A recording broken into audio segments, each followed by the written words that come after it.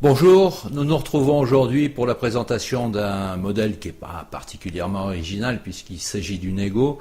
C'est celle qui est commercialisée par Siglib, qui a la particularité de faire une offre avec un atomiseur de 520. 520 qui est à peu près la même chose que la 510, mais en un tout petit peu plus petit. Alors après les images, comme d'habitude, on va faire un petit test de fumée et je vais utiliser spécifiquement pour ce test l'atomiseur 520.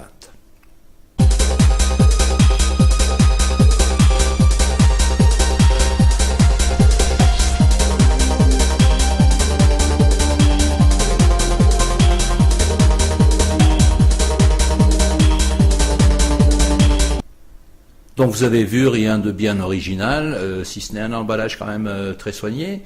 Et les batteries, ma foi, c'est des batteries de Ego. La seule différence, c'est que c'est siglé Siglib. Par contre, l'atomiseur, je précise bien, il s'agit d'un 520. Donc, on visse le 520. J'ai bien mis une cartouche, oui. Pas de mauvaise surprise.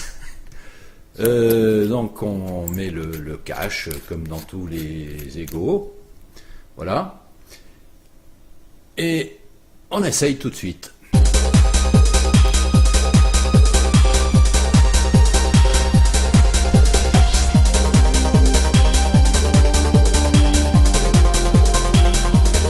Bon, il faut attendre un petit peu qu'il y ait du liquide dans l'atomiseur comme d'habitude. Je triche pas, hein, je fais pas de préparation avant, etc. Donc j'ai exactement les mêmes conditions que vous quand vous recevez votre produit.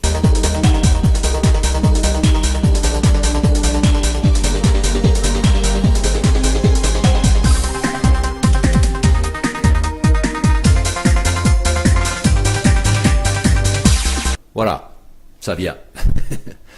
Donc, en gros, bon, ça reste une Ego qui est quand même l'un des meilleurs produits du moment. Là, j'ai utilisé, elle est livrée par Siglib avec un atomiseur de 510, et alors je ne sais pas si c'est une offre qui va s'inscrire dans la durée, ou si c'est simplement pour une période donnée. Mais donc, il y a en plus un atomiseur de 520 avec 5 cartouches.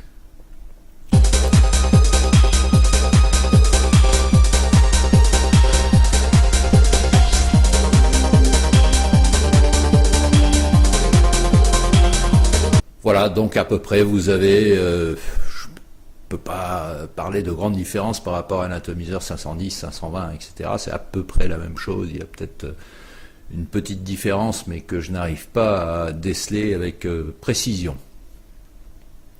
Voilà, ce petit test est donc terminé. Je vous remercie de l'avoir regardé, et il ne me reste plus qu'à vous dire à bientôt. Au revoir.